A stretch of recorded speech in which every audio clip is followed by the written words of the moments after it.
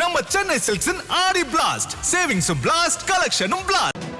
அண்மை செய்தி. முன்னாள் அமைச்சர் வேலுமணி மீதான வழக்கில் 2 IAS அதிகாரிகளுக்கு எதிராக வழக்கு தொடரும் விவகாரம் தொடர்பாக கோப்புகளை நிலுவையில் வைத்திருந்தது ஏன் என்ற கேள்விகள் எழுப்பப்பட்டிருக்கிறது. இதுகுறித்த கூடுதல் விவரங்களுடன் செய்தியாளர் கிருஷ்ணமூர்த்தி இணைப்பில் உள்ளார். கிருஷ்ணமூர்த்தி வணக்கம். வேலுமணி வழக்கு தொடர்பாக கோப்புகளை நிலுவையில் வைத்திருந்தது ஏன் என்ற கேள்விகள் தற்பொழுது எழுப்பப்பட்டிருக்கிறது. கூடுதல் விவரங்களை வழங்கலாம். வணக்கம்.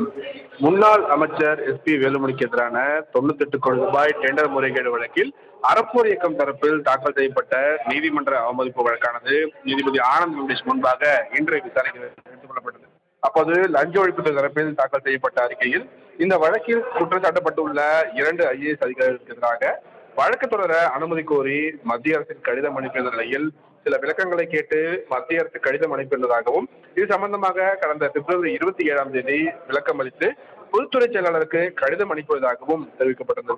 ஒரு வாரத்தில் மத்திய அரசுக்கு விளக்கம் அளிக்க 1 வார அவகாசம் வழங்க வேண்டும் என லஞ்ச ஒழிப்புத்துறை தரப்பில் கோரிக்கையானது வைக்கப்பட்டது.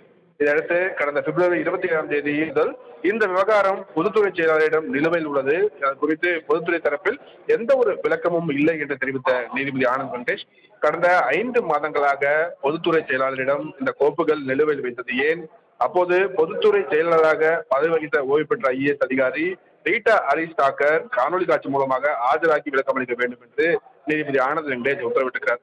அதே போல கோப்புகளை கடந்த பிப்ரவரி மாதத்திலிருந்து நிலுவையில் வைத்திருந்தது ஏன் என்பது குறித்து தற்போது பொதுத்துறை செயலாளரும் இது சம்பந்தமாக விளக்கம் அளித்து மனு தாக்கல் செய்ய வேண்டும் என்று நீதிபதி ஆனந்த் வெங்கடேஷ் உத்தரவிட்டிருக்கிறார்.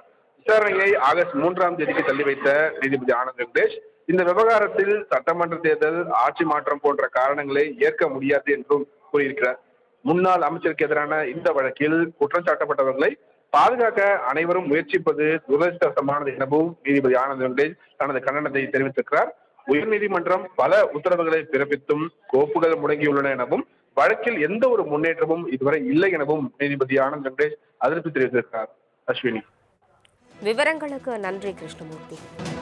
அண்மை செய்தி. முன்னாள் அமைச்சர் வேலுமணி மீதான வழக்கில் 2 IAS அதிகாரிகளுக்கு எதிராக வழக்கு தொடரும் விவகாரம் தொடர்பாக கோப்புகளை நிலுவையில் வைத்திருந்தது ஏன் என்ற கேள்விகள் எழுப்பப்பட்டிருக்கிறது.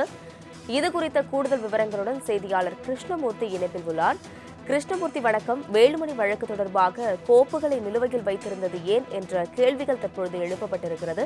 கூடுதல் விவரங்களை வழங்கலாம். வணக்கம்.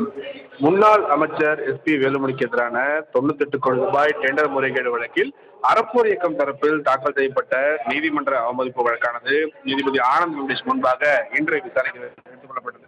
அப்போது லஞ்ச ஒழிப்புத்துறை தரப்பில் தாக்கல் செய்யப்பட்ட அறிக்கையில் இந்த வழக்கில் குற்றம் சாட்டப்பட்டுள்ள 2 IAS அதிகாரிகளுக்கு எதிராக வழக்கு தொடர அனுமதி கோரி மத்திய அரசின் கடிதம் அனுப்பியிருந்த நிலையில் சில விளக்கங்களை கேட்டு மத்திய அரசு கடிதம் அனுப்பியிருந்ததாகவும் இது சம்பந்தமாக கடந்த பிப்ரவரி 27ஆம் தேதி விளக்கம் அளித்து பொதுத்துறை செயலாளருக்கு கடிதம் அனுப்பியதாகவும் தெரிவிக்கப்பட்டது. 1 வாரத்தில் மத்திய அரசுக்கு விளக்கம் அளிக்க 1 வார அவகாசம் வழங்க வேண்டும் என லஞ்ச ஒழிப்புத்துறை தரப்பில் கோரிக்கையானது வைக்கப்பட்டது. இதையடுத்து கடந்த பிப்ரவரி 27ஆம் தேதி முதல் இந்த விவகாரம் பொதுத்துறை செயலாளரிடம் நிலுவையில் உள்ளது.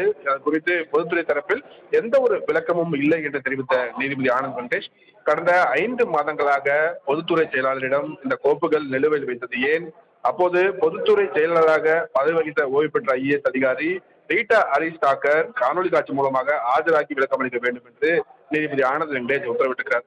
அதே போல கோப்புகளை கடந்த பிப்ரவரி மாதத்திலிருந்து நிலுவையில் வைத்திருந்தது ஏன் என்பது குறித்து தற்போது பொதுத்துறை செயலாளரும் இது சம்பந்தமாக விளக்கம் அளித்து மனு தாக்கல் செய்ய வேண்டும் என்று நீதிபதி ஆனந்த் வெங்கடேஷ் உத்தரவிட்டிருக்கிறார்.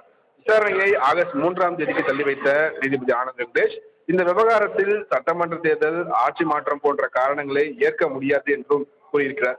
முன்னாள் அமைச்சருக்கு எதிரான இந்த வழக்கில் குற்றம் சாட்டப்பட்டவர்களை பாதுகாக்க அனைவரும் முயற்சிப்பது துரதிருஷ்டவசமானது எனவும் நீதிபதி ஆனந்த் வெங்கடேஷ் தனது கண்டனத்தை தெரிவித்திருக்கிறார்.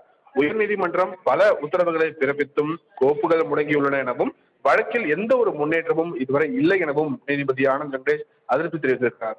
அஸ்வினி, விவரங்களுக்கு நன்றி கிருஷ்ணமூர்த்தி. நம்ம சென்னை சில்க்ஸின் ஆடி பிளாஸ்ட் சேவிங்ஸும் பிளாஸ்ட் கலெக்ஷனும் பிளாஸ்ட்.